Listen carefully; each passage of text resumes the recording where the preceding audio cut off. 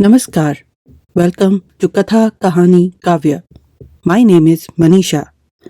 Our today's topic is general Hindu religious customs and rites. Om.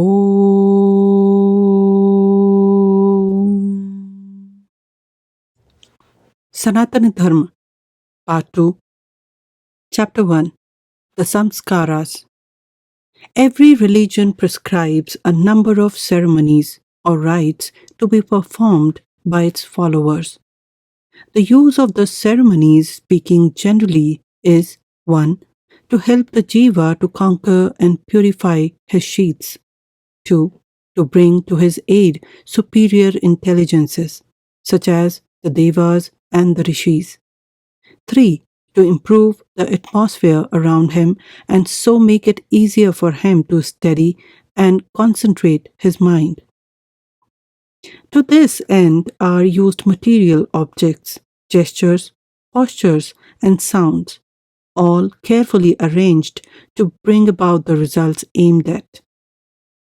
The objects used are chosen for their good magnetism, and in many cases, such as particular flower offered to a particular deva, because they share the magnetism of the object of meditation or of worship, and thus make a link between that object and the worshipper.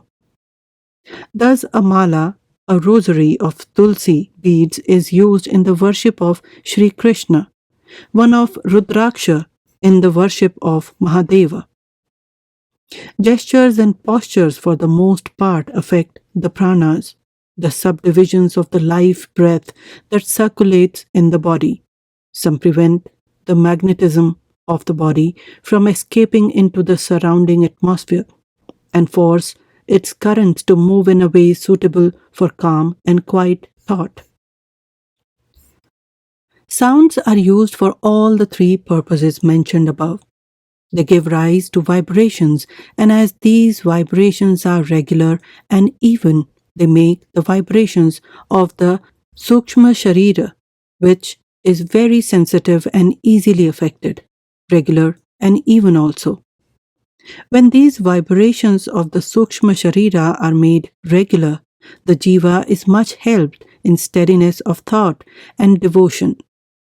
Sounds of a suitable kind attract the attention of the rishis and devas to the person uttering the sounds, and they help him. Further, suitable sounds drive away hostile intelligences and bad magnetic influences, and so improve the surroundings of the speaker. Sounds thus used are called mantras. A mantra is a succession of sounds, a definite sequence, the sounds being arranged in a certain order. If the sounds are changed, the vibrations are changed, and the results will be changed. That is why a mantra cannot be translated. A translated mantra is like a sentence in which all the letters of the words are jumbled up, and so convey no meaning. There is another thing to remember about mantra. If the man who utters a mantra is not trying to lead a good life, the vibrations of the mantra will do him harm, not good.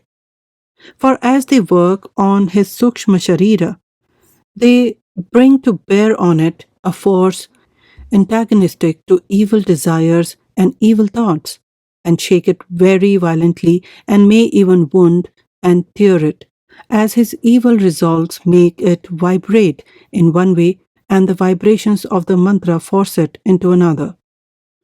If his resolves are good, then they work with the mantra and cause no conflict. However weak they may be, they aid and do not hinder. Mantras need not to be spoken aloud, and their silent repetition is, indeed, more powerful than audible recitation. They affect the subtler kinds of matter more than the denser. Among the ceremonies in the life of a Hindu are some important ones that mark the chief stages of his life. In old days, these were numerous, 10 standing out as the chief, but of these 10, only some are now practiced.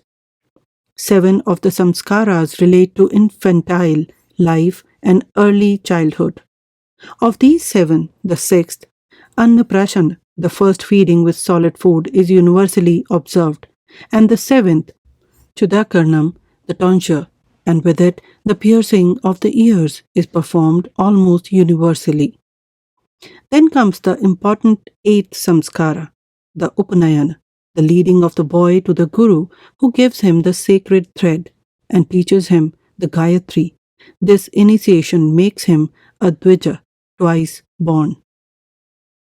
The Upanayana is the beginning of the student stage of life, during which Brahmacharya, entire celibacy, is enjoined, and the duty of the lad is to study diligently.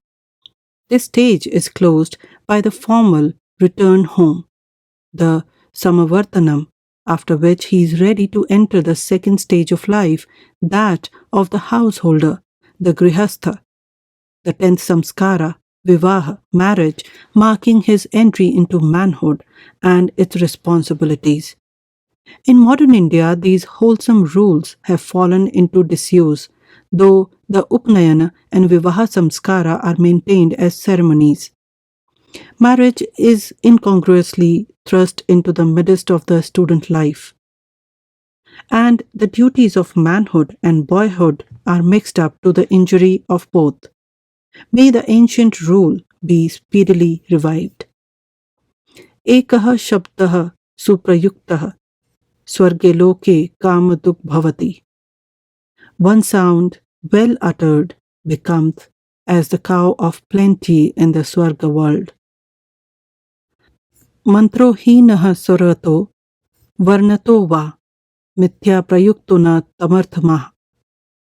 Savagvajro yajmanam hinasti yatendra shatruhu surato aparadhata. The mantra, defective in swara, inflection, or varna, letter, or color, is uttered falsely and declareth not the true meaning. That lightning word slayeth the performer himself, as the word Indra Shatru, for fault of swara, slew Vritra, the performer of the sacrifice and the enemy of Indra, instead of slaying Indra, the enemy of Vritra, as intended. वैदिकैः कर्माभिः पुण्यनिष्कादिदुर्जन्मनाम कार्यः शरीर संस्कारः पावनः प्रेत्य च. With sacred Vedika rites should be performed the samskaras of the body, namely Nisheka and the rest for the twice born, which purify here and hereafter. Chitra karma yatha anike ragairunamallyate shaneh Prahanyamapi tadutsat sanskarair vidhipurvakehi. As the outline of a picture is lighted up slowly with the filling in of many colors, even so is Brahmanya with scriptural samskara. Garbhadhanam punsuvanam simanto jata karmacha namakriya nishkramo annaprashanam vapankriya.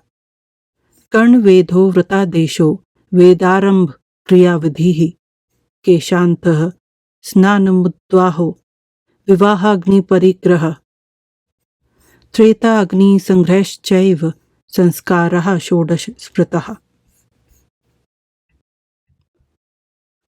Om.